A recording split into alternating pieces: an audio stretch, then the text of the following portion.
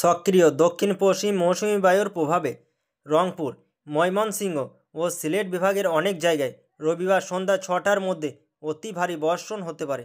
এসব অঞ্চলে 24 ঘন্টায় 44 থেকে 88 মিলিমিটার পর্যন্ত ভারী এবং কোথাও কোথাও 88 মিলিমিটারও বেশি বৃষ্টিপাত হতে পারে। একই সাথে রাজধানী ঢাকা ও আশেপাশের এলাকায়ও বৃষ্টি কিংবা বজ্রসহ বৃষ্টির সম্ভাবনা রয়েছে। শনিবার আবহাওয়া অধিদপ্তরের ঝড় সতর্কীকরণ কেন্দ্র থেকে দেওয়া পূর্বাভাসে এসব তথ্য জানানো হয়েছে। তবে আজ সকাল 5টা থেকে দুপুর 1টা পর্যন্ত দেশের অভ্যন্তরীণ নদীবন্দরগুলোর জন্য আবহাওয়া অধিদপ্তর কোনো সতর্ক সংকেত দেখাতে বলেনি। এতে বলা হয়েছে নদীবন্দর এলাকায় ঝড় বা দুর্যোগপূর্ণ পরিস্থিতির সম্ভাবনা নেই।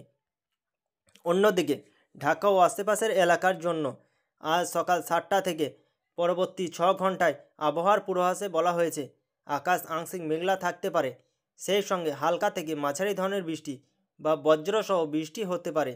এ সময়ের মধ্যে দক্ষিণ ও দক্ষিণ পূর্ব দিক থেকে ঘন্টায় 10 থেকে 15 কিলোমিটার বেগে বাতাস বইতে পারে। পূর্বাভাসে আরও জানানো হয়েছে সকাল 6টায় ঢাকায় তাপমাত্রা ছিল 28 ডিগ্রি সেলসিয়াস এবং আর্দ্রতা ছিল 93%।